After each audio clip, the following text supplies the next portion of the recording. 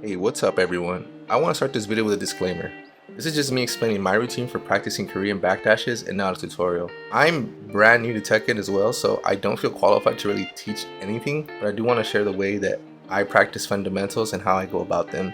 So hopefully this helps others either follow along or adjust their own practice routines and we all get better in the end. Alright, so full transparency, I don't do long practice sets. I kind of just hop in, do it real quick, use it to warm up my hands and kind of get me going.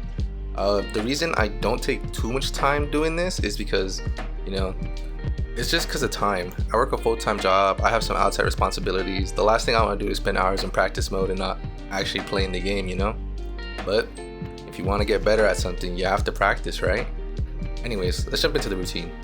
So the routine consists of 2 3-minute sets, both for player 1 and player 2 side. You can use a timer on your phone or a computer to keep track of the sets. But we're going to start by doing KBD motions and really just try to focus on getting the input motions right. I really want to emphasize on the input history during this, going as slow as I have to be accurate.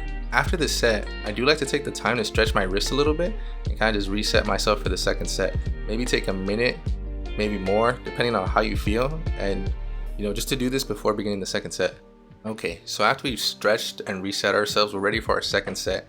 For this part of the set, we want to focus on being fluid and faster if possible, but if you still feel uncomfortable with the motions, I would just repeat the first set and just focus on your input accuracy.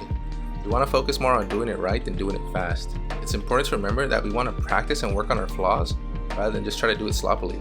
Always keep in mind, slow is smooth and smooth is fast.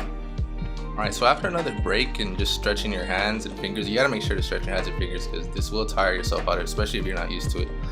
When I first started, I remember my hands would just cramp after about like 30 seconds of doing this.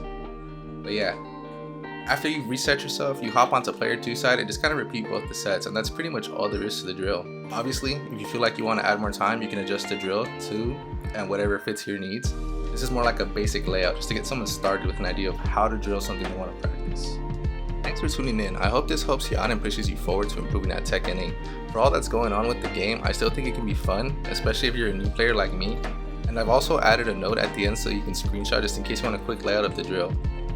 I'm also going to include links to actual tutorials, especially the tutorials that helped me learn and gave me a good idea of what I was doing with this movement technique. Anyways, have a great one and keep it up.